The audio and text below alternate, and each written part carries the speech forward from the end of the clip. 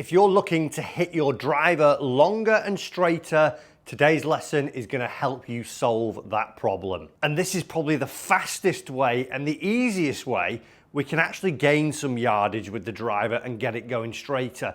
And it's something that a lot of golfers are overlooking when they're trying to fix their golf swings when it comes down to the driver. Now, before we get stuck into this lesson, if you are new to the channel, hello, welcome. Why not become a free subscriber and don't miss out on any future lessons that we have, just like today's one, that's going to help you improve. And if you are a regular viewer, hello, welcome back. And why not leave us a comment as well down below on something that you're struggling with in your game so we can help you fix it.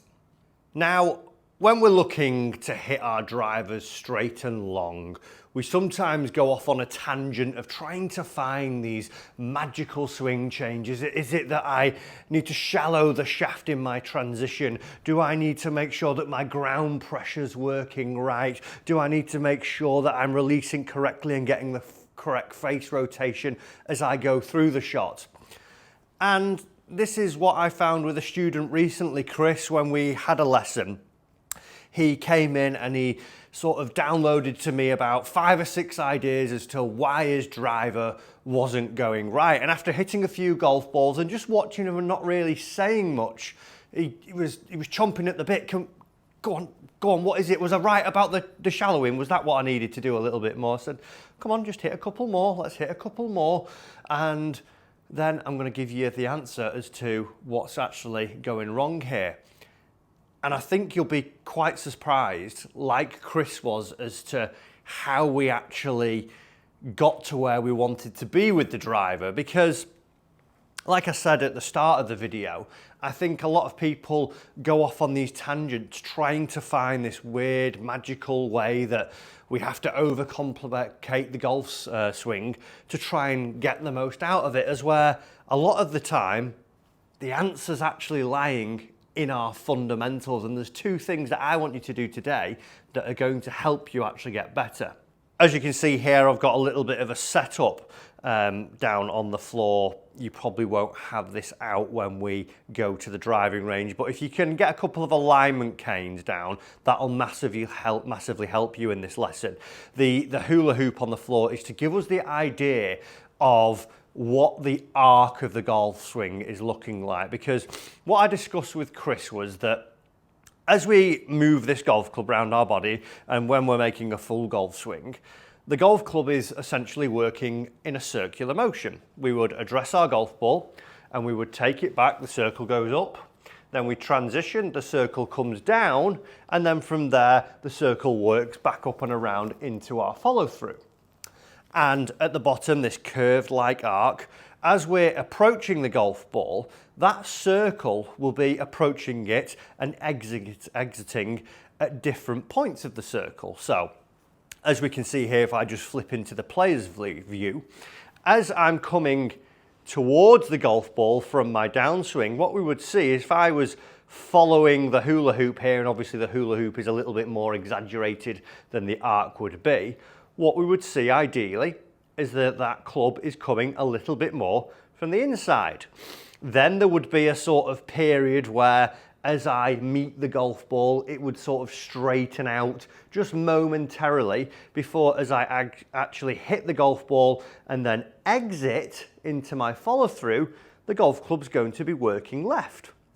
So this is going to have a huge impact on where the golf club is moving this arc, and where, once we've put our ball position, which is the first thing that I want us to be aware of, once we put our ball position into certain points or certain stages of the arc, that can affect how we deliver the golf club.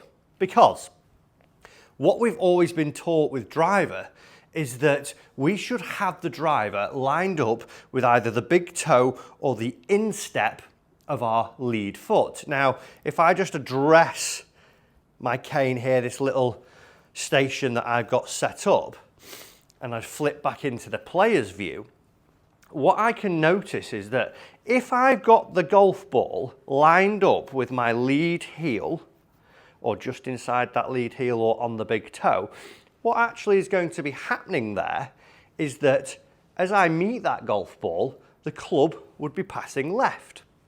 So what that would deliver is more of an out to in like swing. So from there as well, I would probably have a face that would maybe get a little bit open or closed. And if it is neutral as well, what it won't do is allow me to deliver a straight golf shot because I'm going to be delivering a glancing blow. And vice versa, if I were to put the ball further back in my stance, if I were to put it towards the back of my foot, that would see that the club would actually be delivering more from the inside. So I'd again not get that nice delivery that I would want, more of a neutral delivery. I would get it more from the inside, and this is maybe where I would see my hooks coming from, my pushes. And just to demonstrate this, what I'm going to do is going to hit a few shots here for you now and just show you the difference. And when we look at the screen, what I want us to notice is how different our path becomes and how different our angle of attack becomes when I move these golf ball positions around. So what I'm going to do here is align this first golf ball right out of line with that lead foot there. So I'm just going to move my station ever so slightly, and I'm going to get it so we know now that the arc is going to be traveling ever so slightly left as I hit this golf ball. And let's see what effect it has as I hit the golf shot. Well, it wasn't my best strike because I got that sort of glancing blow to it.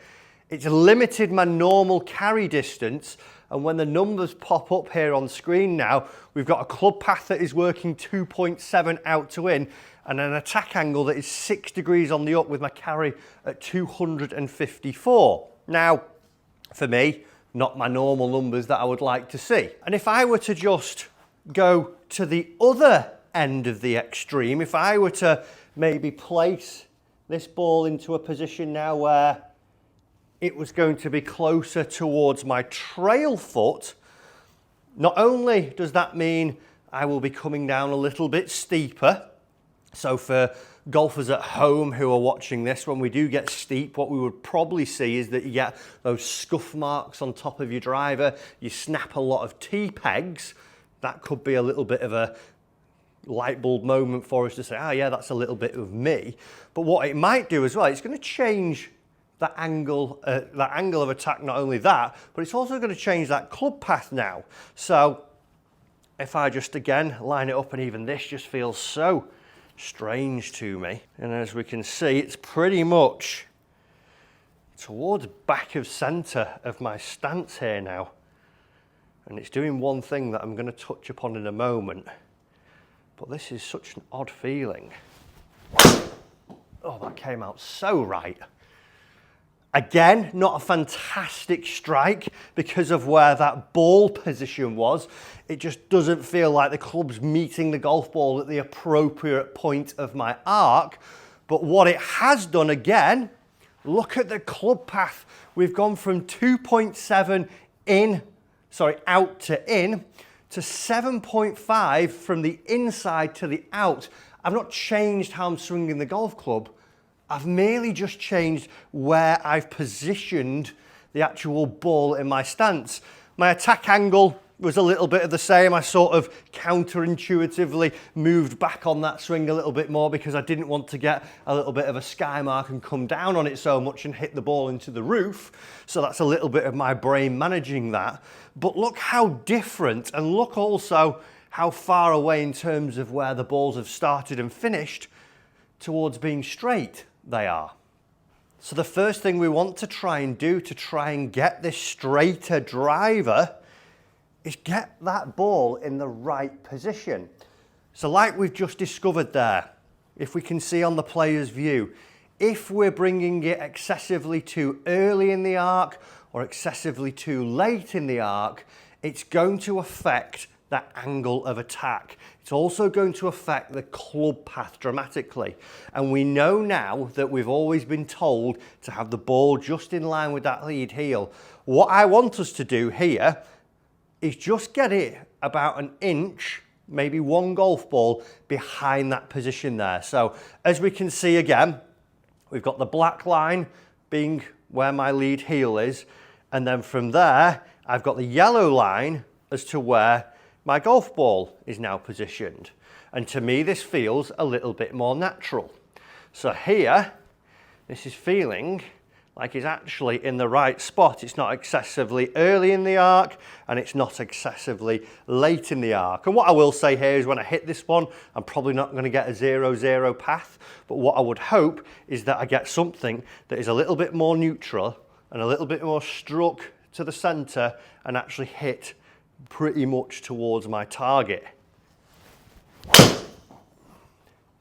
Well, I think we can all agree that we would be happy with that golf shot. Now, I've not done anything dramatically different there, but all of a sudden, just take a look at this number, 0.1 into out. 272, 106 miles an hour, which is down from where I'd normally be, and my attack angle 5 degrees. But look how straight that shot is. It's like a laser. And I've not done anything crazy to change my golf swing. I've not shallowed the shaft. I've not thought about ground pressures. And this is what I was drumming home to Chris the other day.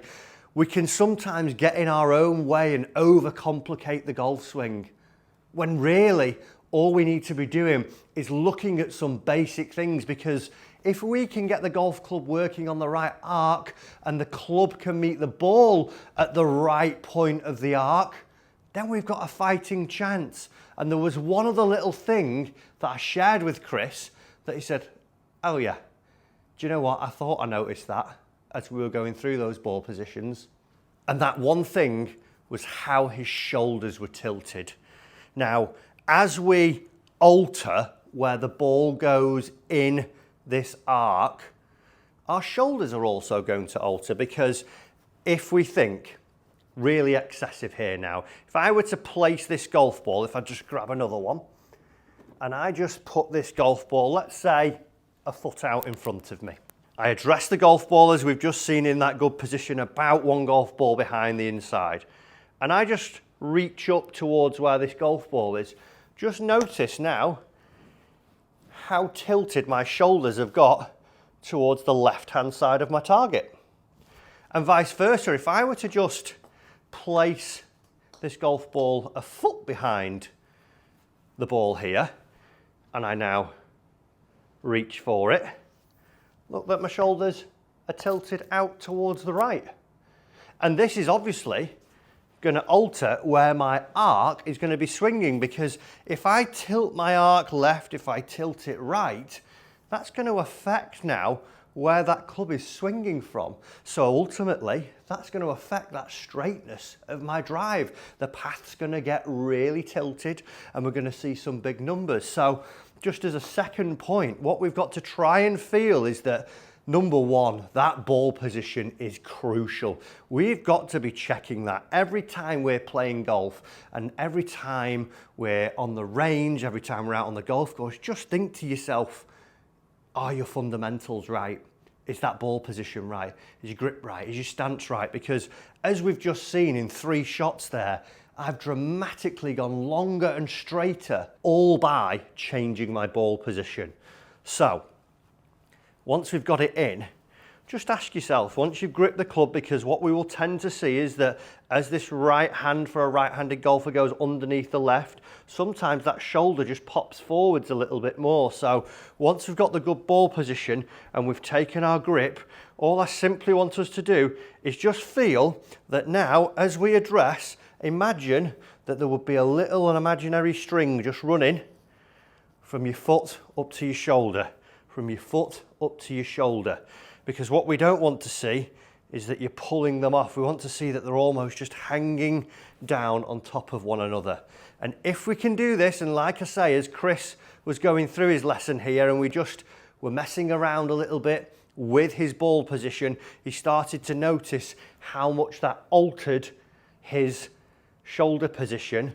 And once he was comfortable getting it away from that old inside line there, about an inch behind, and saw that his shoulders were now comfortable, what we saw from Chris